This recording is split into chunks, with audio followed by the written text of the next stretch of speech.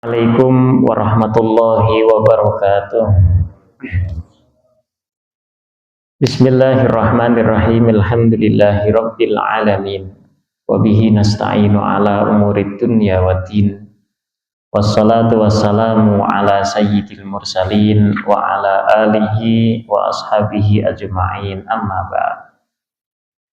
Allahumma aghnina bil ilmi wa zayyinna bil hilmi wa akrimna bit taqwa wa jammilna bil afiyah.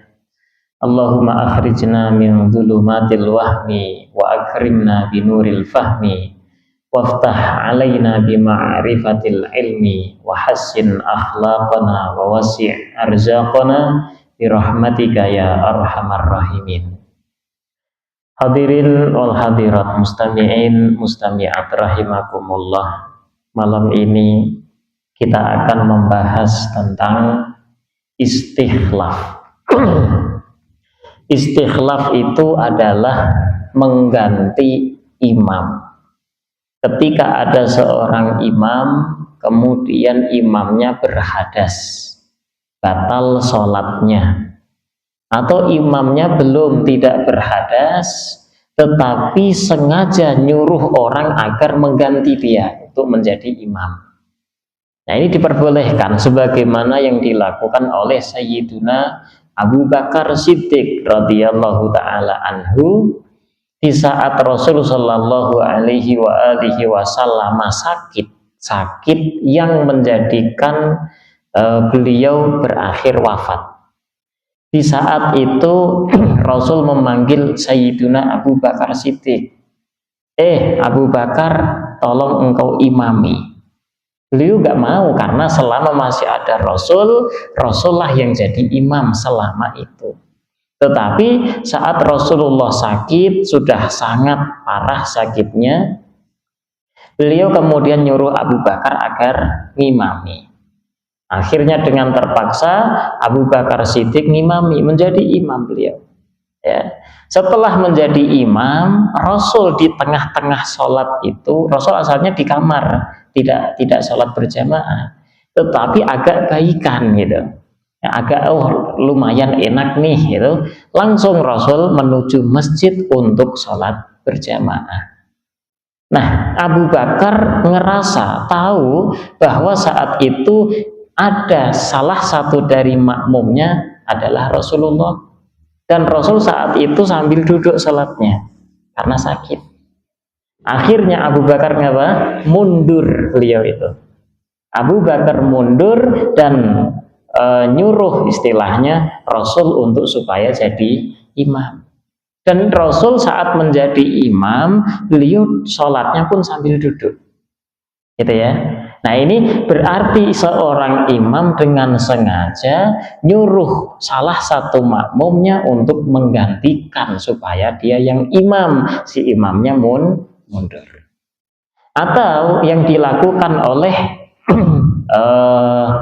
siapa yang buta? Ibn Umi Maktum. Ibn Umi Maktum itu pernah beberapa kali menggantikan imam yang batal sholatnya. Si imam batal sholatnya, Ibn Umi Maktum maju menjadikan mengajukan diri sebagai imam.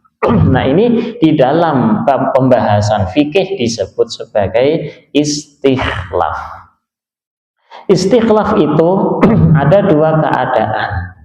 Keadaan yang pertama, menggantikan imam di dalam sholat Jumu'ah. Waalaikumsalam warahmatullahi. Rangkaian sholat Jumu'ah. Dan yang kedua, di selain sholat Jumu'ah. Yang pertama, ketika ada seseorang dia menggantikan orang lain di dalam sholat Jumu'ah, maka ada tiga macam. Yang pertama, al-istikhlafil khutbati, mengganti di dalam khutbah. Imam si khotibnya khutbah di dalam sholat Jumu'ah ini, si khotibnya berkhutbah, kemudian di tengah-tengah khutbahnya dia berhadas. Ya, dia berhadas, kemudian si khotib tentu harus turun karena salah satu syarat khotib berkhutbah harus suci dari hadas kecil dan hadas besar. Nah, si khotibnya berhadas, dia harus turun kemudian diganti sama salah satu makmum yang mendengarnya itu maju untuk menggantikan atau meneruskan khutbah. Yang pertama, menggantikan khotib di dalam khutbahnya. Dan ini sah, diperbolehkan tapi dengan syarat. Apa syaratnya? Makmum yang akan menggantikan khotib yang batal tadi, dia harus mendengar rukun khutbah yang dibaca oleh khotib. Umpama si khotib dia sudah membaca rukun khutbah 3. Umpama yang pertama memuji kepada Allah, membaca salawat kepada Nabi, kemudian wasiat takwa. Di tengah-tengah ceramahnya, nasihatnya batal. Maka salah satu dari makmum boleh meneruskan khutbahnya, tapi dengan syarat. Tadi si makmum ini tadi mendengar enggak 3 rukun tadi? Dengar, maka sah. Ya, syaratnya itu. Yang tidak sah adalah ketika si imam, si khotibnya batal, kemudian ada orang baru masuk, tiba-tiba langsung naik mimbar, tidak sah. Ya, harus ngulang dari awal lagi. Dan yang kedua, al-istikhlaf bainal khutbati wassalati, menggantikan khotib setelah selesai khutbahnya. 2 khutbah beres, mau sholat, si khotibnya batal. Ya, kemudian digantikan orang supaya dia jadi imam. Hukum asalnya di dalam sholat Jum'ah itu khotib dan imam adalah seorang. Hukum asalnya khotib dan imam sholat Jum'ah adalah 1 orang. Boleh nggak 2 orang? Boleh. Mau karena berbatal atau karena supaya orang lain yang imami itu boleh. Tetapi dengan syarat. Apa syaratnya? Imam yang akan menjadi imam sholat Jumu'ah yang dia tidak berkhutbah, dia harus mendengar seluruh rukun khutbah 5 yang dibaca oleh imam. Ya, kalau si imam yang akan ngimami sholat Jumu'ah itu udah berada di situ dan mendengarkan 5 rukun khutbah, sah dia menjadi imam. Kalau tidak, maka tidak sah. Contohnya, si khotib mulai berkhutbah, beres 2 kali khutbah, ada orang baru masuk, tiba-tiba nyelonong jadi imam Jumat, itu tidak boleh. Karena apa? Orang yang baru datang ini, yang akan jadi imam ini, tidak mendengarkan 5 rukun khutbah. Itu syaratnya. Di masjid sini, imam khotib 1 orang atau 2 orang? 1. Kalau di kampung-kampung saat ini masih 2 orang. Khotibnya sendiri, imamnya pun sendiri. Sampai saat ini. Dan itu boleh. Namanya istikhlaf, ya, pengganti. Boleh, tapi dengan syarat tadi ya, si imamnya yang akan ngimami sholat Jum'ah harus mendengarkan 5 rukun khutbah. Dan yang ketiga, al-istikhlaf fis sholati, menggantikan imam saat sedang sholat Jumu'ah. Ada seorang, dia berkhutbah, beres 2 kali khutbah, kemudian mulailah sholat Jum'ah, takbiratul ihram, Allahu Akbar, sholat Jum'ah. Imamnya batal, ya, diganti sama salah satu makmum, boleh atau tidak. Maka di sini ada 4 keadaan, ada 4 gambaran. Yang pertama, ketika orang yang akan menggantikan imam ini, dia itu belum ngikut sholat Jum'ah. Jadi imam sholat Jum'ah, Allahu Akbar, udah takbir, ya, umpama baca surat lah, baca Fatihah, baca surat, mau ruku, imamnya batal. Ya, imamnya batal. Kemudian ada orang yang baru masuk, umpamanya masuk dari kanan atau kiri gitu. Tahu imamnya batal. Kemudian orang yang baru masuk ini tadi, baru masuk masjid, belum takbir dia, tiba-tiba langsung nyelonong jadi imam, masuk ke mimbar. Sah atau tidak? Jawabannya tidak sah. Kenapa tidak sah? Dikarenakan orang si makmumnya tadi, dia harus niat takbiratul ihram lagi dari awal. Ya, kalau si makmum harus niat takbiratul ihram dari awal, maka seluruh rangkaian sholat Jum'ah pun batal, harus diulang dari khutbah lagi. Ya, ini kalau yang menggantikan imam sholat Jum'ah tadi apa? Orang yang belum ikut bermakmum atau belum takbiratul ihram sama sekali. Yang kedua, ketika orang yang akan menggantikan imam sholat Jum'ah itu orang yang sudah bermakmum, ya, dia sudah bermakmum, akan tetapi dan makmumnya itu sudah dapat rokaat pertama. Berarti takbiratul ihramnya makmum yang akan mengganti itu sudah dapat satu rokaat. Lah ini yang sah. Ya, ini yang sah. Maka si makmum tadi langsung maju ke mihrab untuk menggantikan imamnya. Dan yang ketiga, ketika makmumnya itu sudah bermakmum kepada imam, tetapi si makmum bermakmum kepada imam tadi setelah rukuk rokaat pertama. Berarti dia tidak mendapatkan rokaat pertama, dia dapatnya tadi rokaat kedua. Maka si makmum ini tidak sah. Nah, tidak sah. Kenapa? Dikarenakan si makmum itu dia wajib bermakmum kepada seorang imam dalam sholat Jumu'ah sampai dia salam. Kalau dia memisahkan sendiri, maka tidak sah. Nih, sholat Jum'ah itu yang wajib jamaahnya itu di rokaat pertama saja. Sholat Jum'ah wajib berjamaahnya hanya di rokaat pertama saja. Rokaat kedua tidak wajib jamaah. Ya. Ketika ada sholat Jum'ah, rokaat pertama pada jamaah, rokaat kedua munfarid semuanya. Pada memisahkan diri dari jamaah semua, dan salam mereka semua jumlahnya 40 lebih, maka sah sholat Jum'ahnya. Nah, gambaran yang ketiga ini tadi, ada orang yang dia makmum tetapi tidak dapat rokaat pertama, enggak dapat. Imamnya batal, dia yang maju ganti, maka rokaatnya dia tidak sah. Ya, dia sendiri, ini hukumnya haram ya, karena dia tahu seperti itu, dia berarti mendapati sholat Jumu'ah tetapi tidak sholat Jumu'ah, gitu ya. Dan yang keempat, an yaqa ba'da nadraka ruku'i tsaniyah wa sajdataiha fastakhlafahu fit tasyahhud. Ada seorang makmum yang dia itu bermakmum kepada imamnya di rukuk yang kedua. Nah, di rukuk yang rokaat kedua, dia sudah berarti dapat satu rokaat. Kemudian dia itu menggantikan imamnya dalam tasyahud. Menurut Imam Ibnu Hajar, orang tersebut tidak bisa mendapatkan sholat Jum'ah dan wajib menyempurnakan sholat zuhur. Menurut Imam Khatib dan Syekhul Islam, dapat dia satu rokaat dan wajib menambahkan satu rokaat.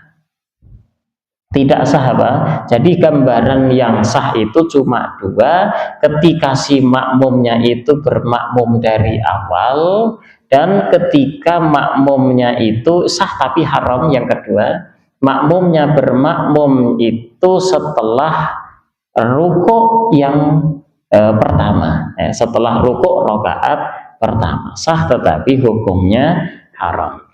Nah, secara global, kita global aja, kalau seorang makmum menggantikan imamnya saat khutbah, si khotib batal khutbahnya, terus digantikan, sah atau tidak? Sah, tetapi dengan syarat si orang yang akan mengganti harus mendengar rukun khutbah sebelum itu. Dan yang kedua, ketika makmum pengen menggantikan imam untuk melakukan sholat Jumat, beres khutbah terus diganti sama orang lain ngimami Jumat, maka sah. Syaratnya sama, si makmum yang akan menggantikan menjadi imam Jum'ah tadi, dia harus mendengar seluruh rukun khutbah. Yang ketiga, ketika di dalam sholat, ya, di dalam sholat imamnya batal kemudian diganti. Nah, itu namanya istikhlaf. Ini jarang ya, jarang kita temui. Tapi nanti suatu saat umpama toh ada imam yang batal sholatnya, nggak usah dibatalin, ya, langsung aja salah satu dari mereka nanti maju menggantikan sebagai imam. Kemudian keadaan kedua, ketika kita menggantikan imam di selain sholat Jum'ah berarti sholat biasa. Ketika dalam sholat biasa, seorang makmum boleh menggantikan imamnya dengan perincian berikut. In lam yukhalifil khalifah, ini ada perincian. Ketika pengganti dia berbeda dengan urutan sholatnya imam. Ada imam, dia sholat isya, dapat 1 rakaat, ya, dapat 1 rakaat. Kemudian makmum datang, bermakmum, makmumnya masbuk berarti ketinggalan 1 rakaat.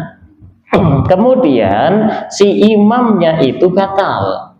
Si masbuk maju menggantikan imamnya. Masbuk ini yang baru takbiratul ihram rakaat kedua. Kemudian si imamnya batal di rakaat kedua, maka masbuk ketika menjadi imam dia harus sesuai dengan rakaatnya sendiri. Ya, harus sesuai dengan rakaat sendiri. Berarti dia takbiratul ihram nanti harus dapat 1 rakaat harus berdiri, ya, tidak boleh dia duduk. Karena apa? Karena rakaat dia sendiri, kan dia sekarang mustaqil, berdiri sendiri, ya. Lah sedangkan makmum yang lain itu mereka itu harusnya duduk tasyahud awal, kan gitu. Paham nggak gambarannya? Halo. Ada makmum, ada imam makmum, mereka sholat dapat 1 rakaat, sholat isya. Berdirilah dari rakaat pertama menuju rakaat kedua. Oke, dapat 1 rakaat mereka semua. Datang, ya, Kang Kiki datang, bermakmum. Ini Kang Kiki kan masbuk, ketinggalan 1 rakaat atau takbiratul ihram, Allahu Akbar. Imam beres baca Fatihah, batal si imamnya, mundur tuh. Kang Kiki maju, jadi apa? Jadi imam. Sah atau boleh atau tidak? Boleh. Tetapi lihat di sini Kang Kiki dia itu baru rakaat pertama loh, ya. Rakaat pertama, karena Kang Kiki ini tidak lagi menjadi makmum, dia harus sesuai dengan gerakan rakaatnya sendiri. Berarti setelah nanti sujud yang kedua, Kang Kiki duduk tasyahud awal atau berdiri? Berdiri, karena rokaatnya baru pertama. Sedangkan makmum yang lain, dia itu apa? Duduk. Gitu. Nah terus ini bagaimana? Itu ya. Ketika makmum pengganti dia tidak sesuai dengan tartib atau urutan sholatnya imam, fayajuzu, maka boleh makmum yang seperti itu tadi menggantikan imamnya. Tetapi apa? Tetapi makmum itu wajib, makmum yang lain maksudnya wajib untuk merubah niatnya. Si makmum yang lain itu harus merubah niat bermakmum kepada imam baru. Ya, harus merubah niat bermakmum kepada imam baru. Ini kalau urutan rokaatnya berbeda. Tapi kalau urutan rokaatnya sama, gerakannya sama, contoh si imam dan makmum udah sholat isya dapat 2 rakaat, berdiri rakaat ketiga, Kang Kiki datang takbiratul ihram, bagi kurang berapa rakaat berarti ketinggalan 2 rakaat, itu takbiratul ihram. Imamnya setelah baca Fatihah batal si imam ini, Kang Kiki maju. Kira-kira nanti gerakan Kang Kiki dengan para makmum sama atau beda? Sama. Karena rokaat pertama Kang Kiki berdiri, rokaat makmum ketiga berdiri. Rokaat kedua Kang Kiki duduk, rokaat makmum keempat pun duduk. Ini sama berarti rokaatnya. Maka si makmum tidak perlu memperbaharui niat makmum lagi. Jadi ya, nggak perlu memperbaharui niat makmum. Ini perbedaan di mana? Di urutan rokaatnya. Kalau sama urutannya nggak perlu memperbaharui niat. Kalau berbeda, barulah nanti harus si makmum harus memperbaharui niat.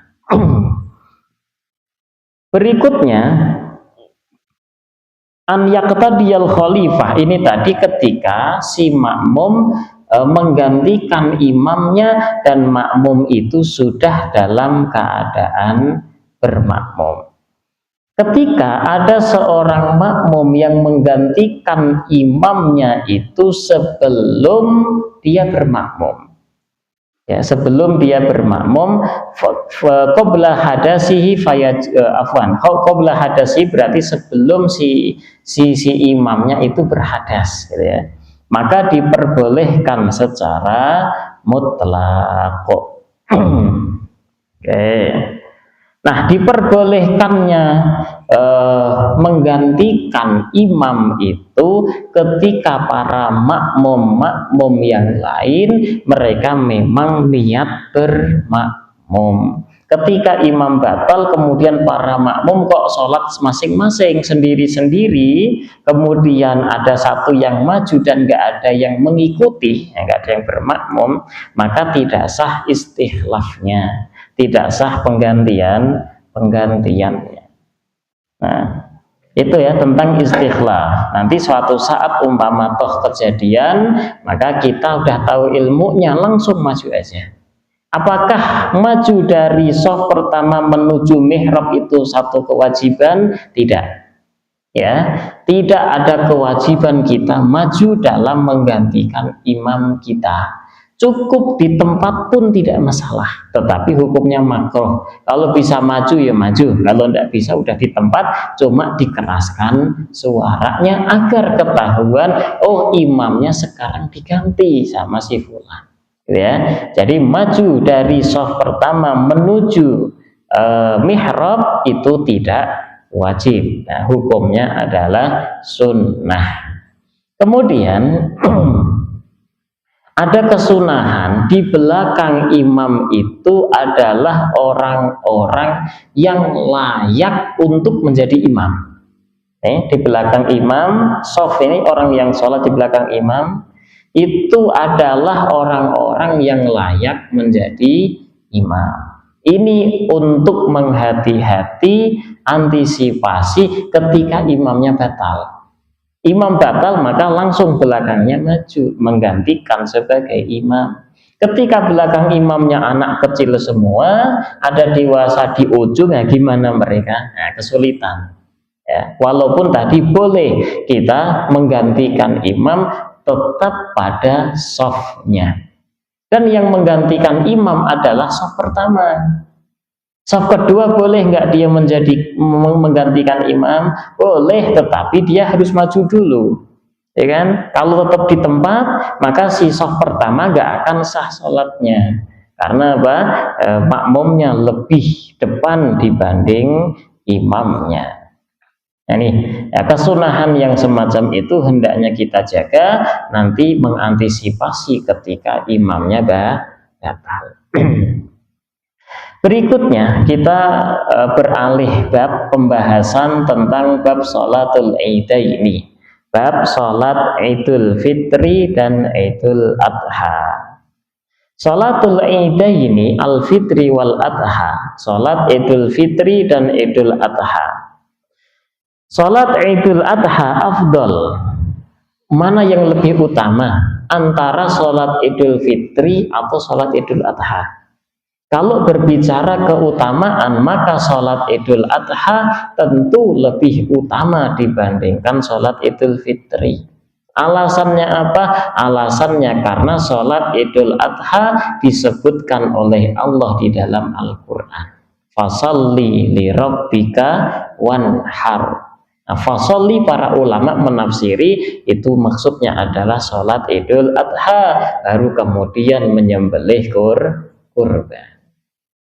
Sholat Idul Fitri dan Idul Adha itu hukumnya sunnah, ya, tidak wajib. Hukumnya adalah sunnah, kecuali menurut Imam Abu Hanifah. Kalau Imam Abu Hanifah mengatakan sholat Idul Fitri, Idul Adha hukumnya adalah wajib. Kalau ditinggalkan tanpa ada uzur, dia berdosa. Nah, dan sholat Idul Fitri, Idul Adha itu adalah sholat sunnah yang paling utama dibanding sunnah-sunnah lainnya.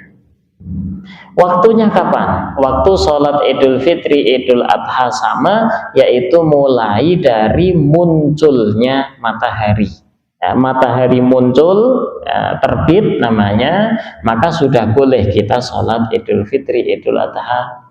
Sampai kapan? Sampai sebelum tergelincirnya matahari. Berarti tergelincir matahari itu masuk waktu zuhur. Kalau sekarang zuhur itu jam 11.40, maka sebelum jam 11.40 masih boleh sholat Idul Fitri, masih boleh sholat Idul Adha. Sholat Idul Fitri dan Idul Adha sunnah dilakukan secara berjamaah. Itu sunnahnya. Loh, kalau nggak mau berjamaah kita sholat sendiri boleh.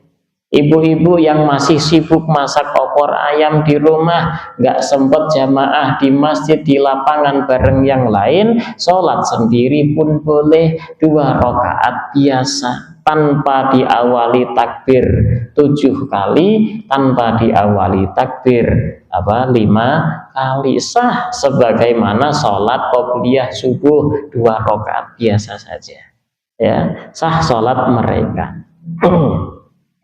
Tetapi kan kebanyakan manusia yang dia itu kesiangan, tidak sholat Idul Fitri, Idul Adha jamaah, terus tidak sholat sama sekali, ya. Kebanyakan seperti itu. Padahal boleh sholat Idul Fitri, Idul Adha sendiri, tidak berjamaah. Waktunya dari kapan? Munculnya matahari, terbitnya matahari, sampai sebelum masuk waktu zuhur atau tergelincirnya matahari. Sholat Idul Fitri jam 9 pagi boleh, jam 10, jam 11 masih diperbolehkan. Kesunahan sholat Idul Fitri dan Idul Adha. 1. Ta'khiruha ila antartafi'a qadra rumhin.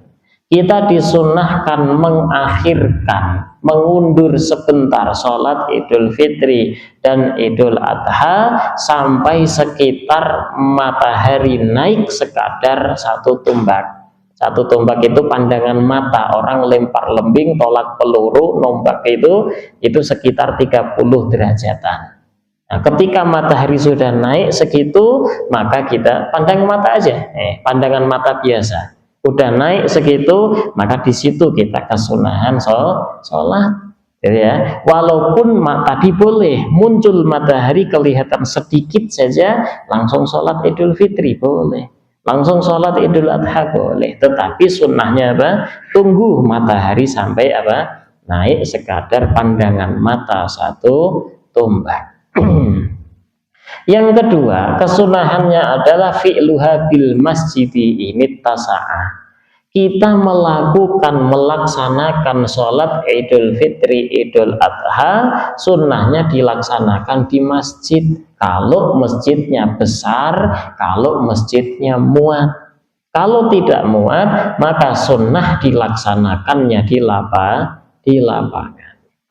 Nah, wataqiful haidu bibabil masjid yasma'nal khutbah, dan ada kesunahan bagi para wanita yang haid, yang nifas, mereka tidak boleh masuk masjid, tidak boleh ikut sholat Idul Fitri, Idul Adha, mereka tetap hadir, ya. Sunnahnya wanita haid, wanita nifas tetap ikut hadir ke masjid, tetapi tidak di dalamnya, melainkan di pintu-pintu masjid, ya. Nggak tahu siapa dulu yang ngomong ke saya, katanya itu saya punya teman, perempuan anaknya kiai, saat sholat Idul Fitri atau Idul Adha dia disuruh ikut sholat, sedangkan dia dalam keadaan haid katanya.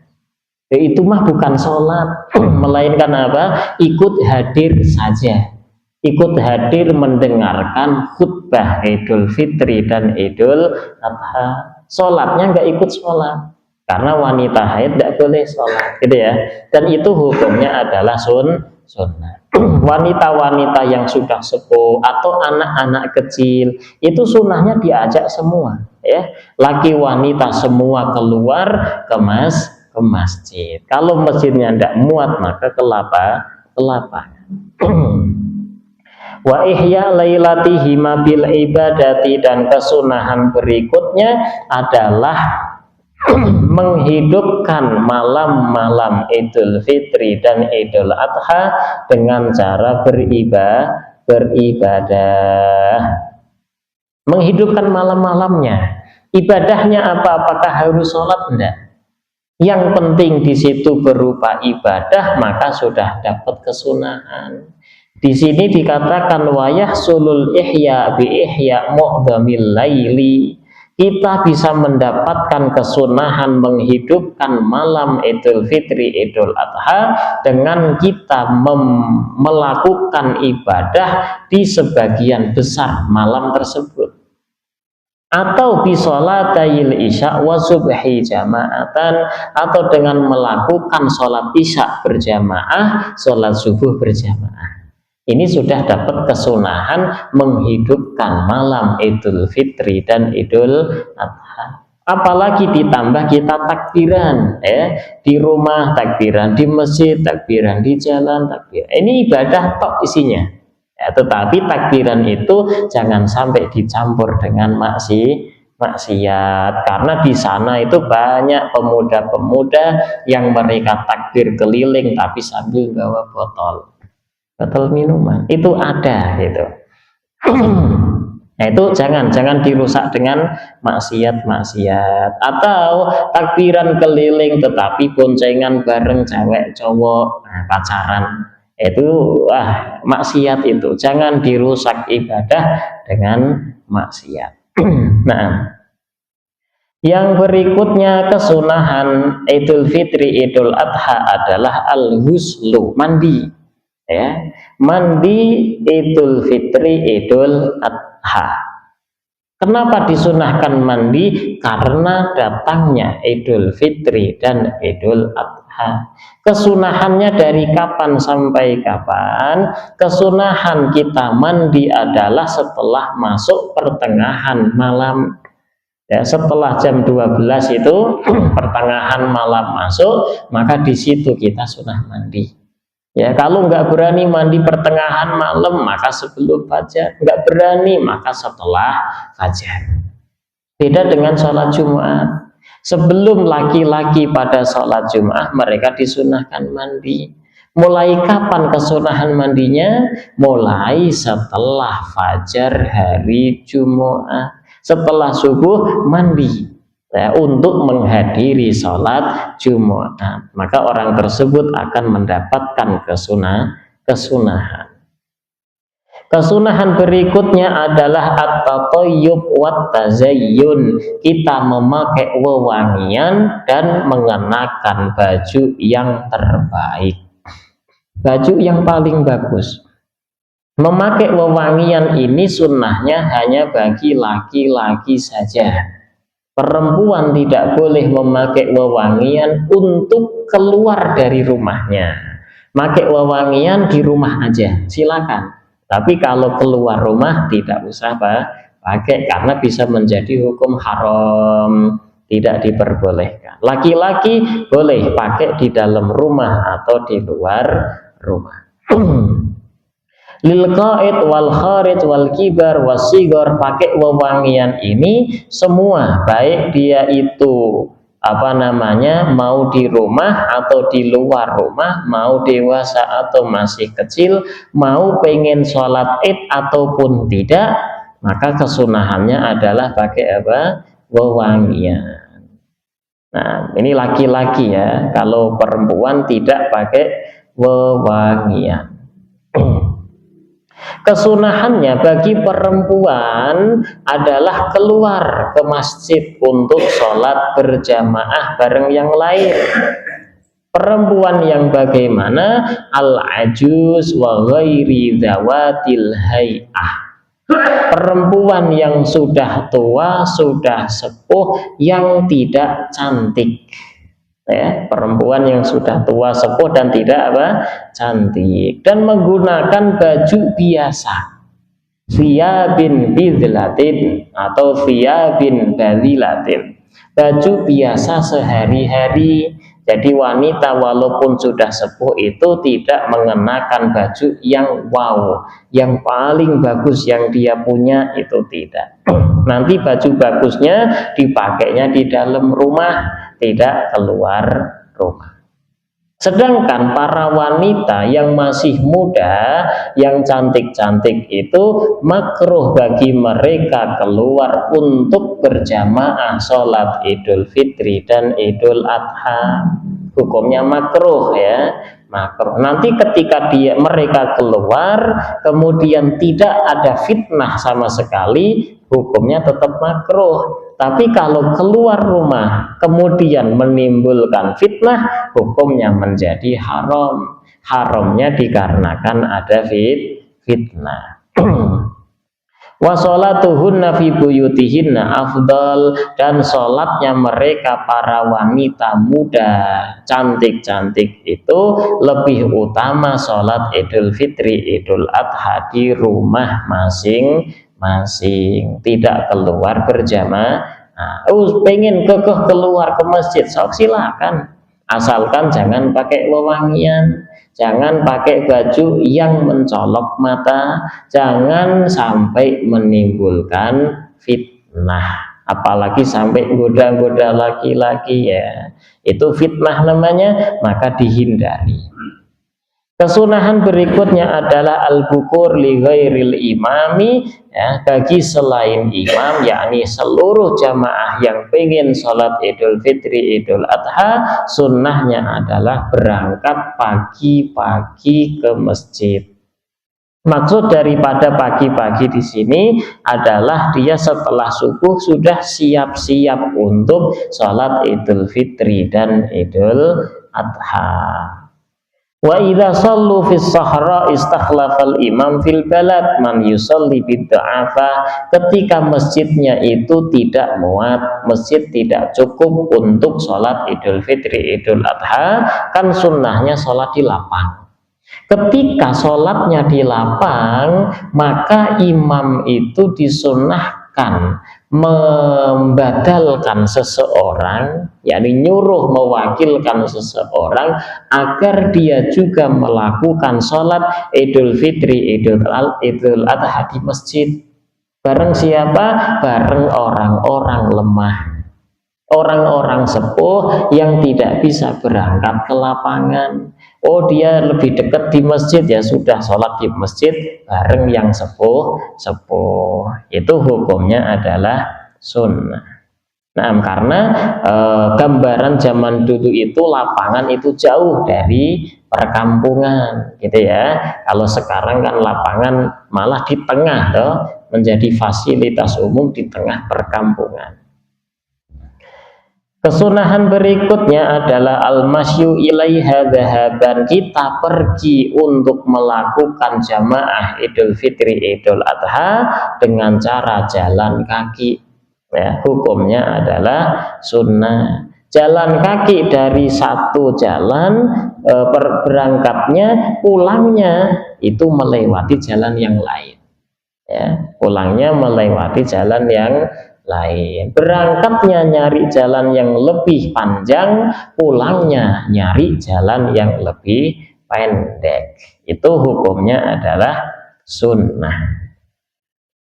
Alasannya macam-macam, ya. Dulu kenapa Rasul ketika berangkat sholat Idul Fitri, Idul Adha, berangkatnya cari jalan yang jauh, yang panjang, pulangnya cari jalan yang pendek. Ada yang mengatakan bahwa Rasul dulu itu sambil gebrak-gebrak, koprak-koprak, ayo sholat gitu.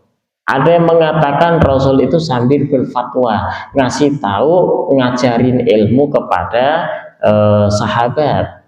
Ada yang mengatakan Rasul itu sambil bersodakoh. Ada yang mengatakan syiar Islam. Ini adalah syiar Islam, maka hayu supaya orang itu pada tahu kalau sekarang Idul Fitri, Idul Adha. Nah, namanya syiar Islam. Atau ada juga yang mengatakan bahwa supaya dua jalan pulang dan perginya itu menjadi saksi nanti di hari kiamat. Kesunahan berikutnya takjil sholat idin nahri fi awal waktiha. Kalau sholatnya Idul Adha itu sunnahnya dilakukan agak segera. Ya, muncul matahari langsung melakukan sholat Idul Adha. Karena setelah Idul Adha itu nanti kita harus nyembelih hewan. Sedangkan Idul Fitri itu agak diakhirkan. Nah, itu hukumnya sunnah.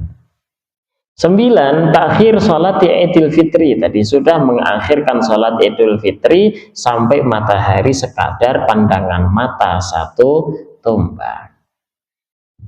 Kesunahan berikutnya, sebelum kita berangkat sholat Idul Fitri disunahkan untuk makan terlebih dahulu.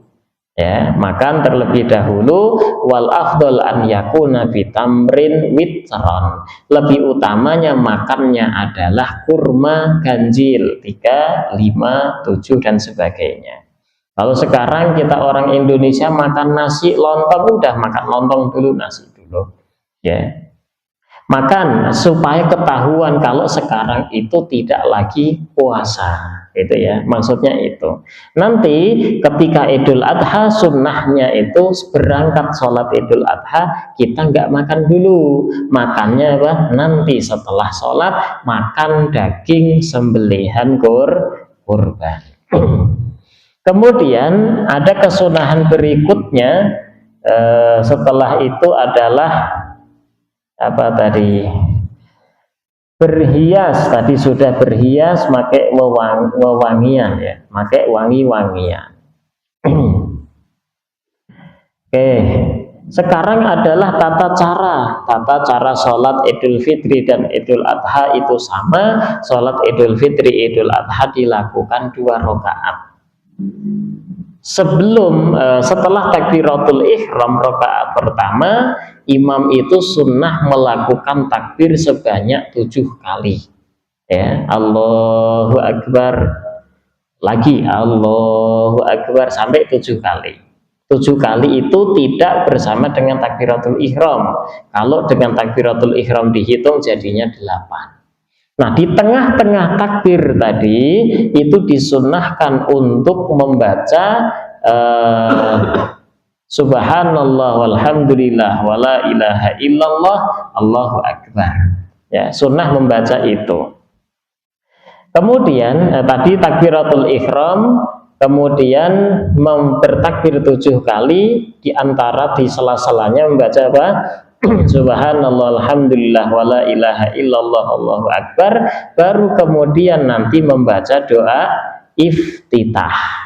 Ya, baca doa iftitah, kemudian baca ta'awud dan membaca surat Al-Fatihah. Setelah surat Al-Fatihah kemudian membaca surat sebisanya. Sunnahnya itu membaca surat Sabbihisma rabbikal a'la di rakaat pertama. Kemudian nanti setelah takbir rakaat kedua, rakaat kedua berdiri kan takbir, namanya takbir intikal, itu nanti takbir lagi 5 kali. Di tengah-tengah takbir membaca sama Subhanallah alhamdulillah wala ilaha illallah Allahu Akbar. Setelah itu baca Fatihah dan baca surah. Kemudian ada kesunahan ketika kita takbir itu sunnahnya mengangkat kedua tangan. Ya, takbir 7 kali ataupun 5 kali diangkat tangannya. Ini hukumnya adalah sunnah. Kemudian meletakkan tangan kanan di atas tangan kiri di bawah dada. Setelah takbir itu Allahu Akbar langsung letakkan di sini. Ini hukumnya sunnah. Allahu Akbar, letakkan lagi ya tangan di atas tangan kiri, ya, menggenggam pergelangan, kemudian diletakkan di bawah dada di atas pusar. Ini hukumnya sunnah. Setiap takbir seperti itu. Kemudian mewasalkan takbirat ta'awudhi. Ya. Setelah takbir dia itu nanti membaca apa? A'udzubillahi minasyaitonirrajim. Dan membaca tadi di rakaat pertama membaca Al-A'la, rakaat kedua membaca Al-Wasyiyah, atau rakaat pertama membaca surat Qaf dan rakaat kedua itu membaca Iqtarobatis Sa'atu. Ya. Itu kesunahannya. Kemudian kesunahan di dalam khutbah Idul Fitri, Idul Adha itu dilakukan setelah sholat. Sholat dulu baru kemudian khutbah. Beda dengan Jumu'ah, kalau Jumu'ah itu wajib khutbah dulu baru kemudian sholat. Nah, di dalam Idul Fitri, Idul Adha, kalau khutbahnya khutbah Idul Fitri, maka imam atau khotib disunahkan berkhutbah tentang cara-cara zakat fitrah. Zakat fitrah itu yang kayak apa, seperti apa, sunnah membahas itu. Ya, atau tata cara orang mengeluarkan zakat fitrah. Ya, tidak yang lain-lain ya, tidak yang lain-lain. Sunnahnya itu. Dan yang kedua, ketika sholatnya Idul Adha, maka khutbahnya kita disunahkan untuk mengajarkan tata cara nyembelih hewan kurban. Nah, ini pembahasan yang kayak gitu banyak sekali. Nggak cukup dibahas satu kali pembahasan, tetapi secara garis besarnya, secara umumnya saja, kalau Idul Fitri kita berzakat fitrah, zakat fitrah itu waktunya adalah dari anu sampai an, karena sampai sekarang banyak manusia yang mereka itu menganggap zakat fitrah waktu batas terakhirnya adalah sholat Idul Fitri. Ternyata enggak. Boleh nggak kita mengeluarkan zakat fitrah setelah sholat Idul Fitri? Boleh. Haram tidak. Ya, hukumnya makruh. Hukumnya makruh. Yang haram itu ketika hari pertama Syawal, yakni sudah masuk waktu maghrib, berarti dihitung hari kedua, baru kita keluarkan Idul Fitri. Ya, di situ hukumnya haram. Tapi kalau mengeluarkannya itu sebelum maghrib setelah sholat Idul Fitri, hukumnya adalah makruh. Tetapi orang mengatakan tidak boleh, gitu ya. Betul tidak boleh, tetapi tidak bolehnya adalah makruh, bukan haram. Yang haram itu setelah maghrib. Nah, masih banyak orang juga yang bertanya-tanya, mengeluarkan zakat fitrah kok sebelum Syawal? Nah, di tanggal 1 Ramadan udah pada ngeluarin zakat fitrah. Loh, emang boleh, kan belum wajib. Boleh. Namanya zakat al-mustajalah, zakat yang disegerakan. Nah, ini diperbolehkan. Kapan? Dari mulai awal Ramadan, ya. Itu hukumnya boleh. Kalau dia membayarkan zakat fitrahnya itu di bulan Rajab atau bulan Sya'ban, itu yang tidak boleh, ya. Nah, ini tentang zakat fitrah itu banyak sekali yang harus dijelaskan. Kemudian kesunahan khutbah Idul Fitri, Idul Adha itu ada duduk di antara dua khutbah. Ya, kesunahannya dua khutbah, di tengah-tengah dua khutbah itu dia duduk sebentar sebagaimana duduk khutbahnya Jumu'ah. Kemudian khutbah pertama diawali dengan 9 takbir, khutbah kedua diawali dengan 7 kali takbir. Kalaupun nggak diawali dengan takbir pun tidak masalah. Wa an yadhkura fihi ma yaliqu bil hal, dan menjelaskan yang sesuai dengan keadaan. Tadi kalau Idul Fitri membahas tentang zakat fitrah, mengajarkan tata cara zakat fitrah. Kalau Idul Adha berarti mengajarkan tata cara atau hukum-hukum menyembelih hewan kurban. Nah, mengucapkan selamat Idul Fitri, Idul Adha boleh atau tidak? Tusannu at-tahni'atu bil idi, kita disunnahkan mengucapkan selamat Idul Fitri, Idul Adha. Waktunya kapan? Masuk waktunya itu ketika matahari telah terbenam, masuk tanggal 1 Syawal, masuk tanggal 10 Zulhijjah.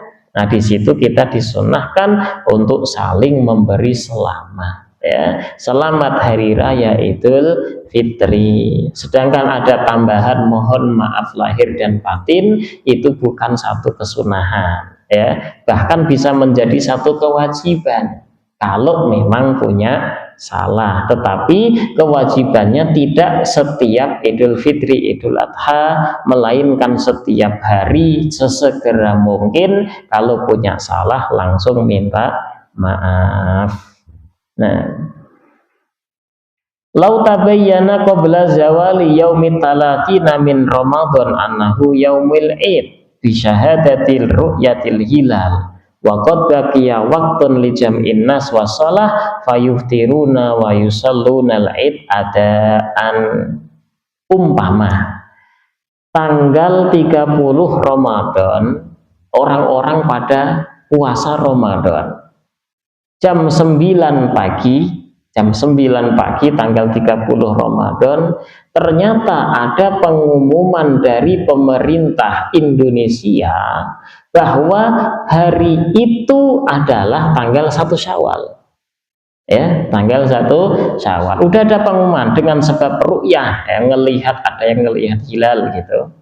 Maka wajib bagi rakyat semuanya untuk berbuka puasa, dan setelah itu dia ngumpulin semua orang-orang untuk melakukan sholat Idul Fitri, ya. Maka selama ada pengumuman daripada pemerintah, kita wajib mengikuti, hukumnya wajib.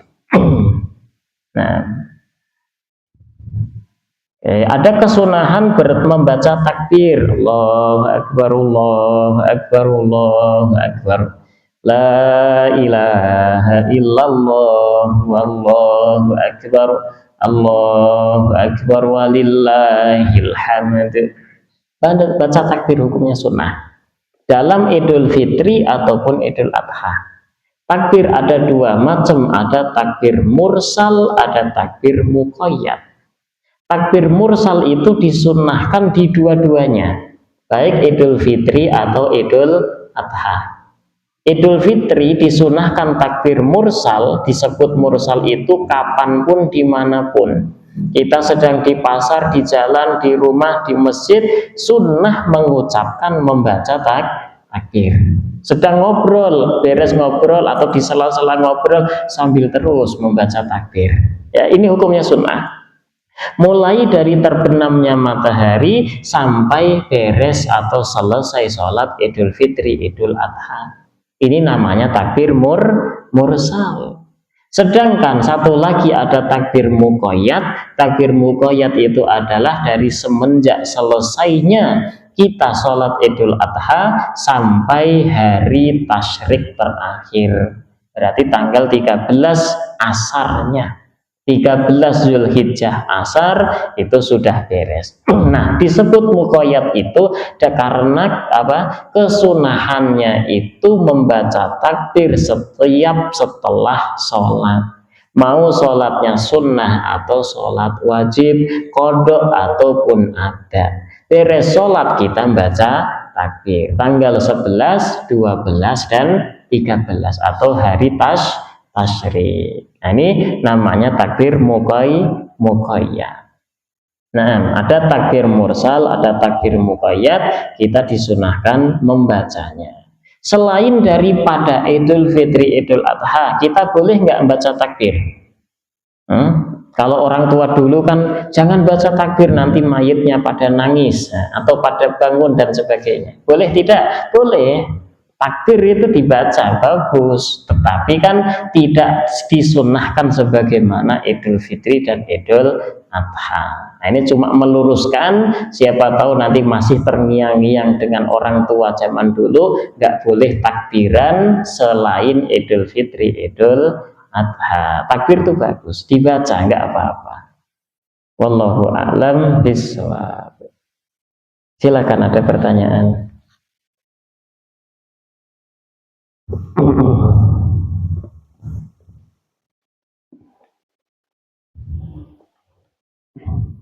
Cukup.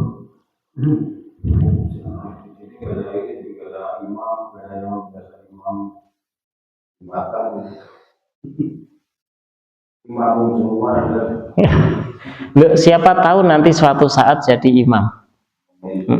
Bisa, semua orang boleh menjadi imam. Makanya belajar. Kalau udah tahu ilmunya kan bisa jadi lebih bisa untuk menjadi imam. Nah, kami pengennya itu ngajari nanti praktek, Pak. Jadi ada tahsinnya dulu, ditahsin supaya layak menjadi imam. Itu. Jadi imam itu nggak harus istilahnya aceng, nggak harus gus, nggak harus kiai, nggak harus ustadz, enggak. Jadi siapapun boleh menjadi imam, asalkan layak ya. Maka kita layakkan diri kita.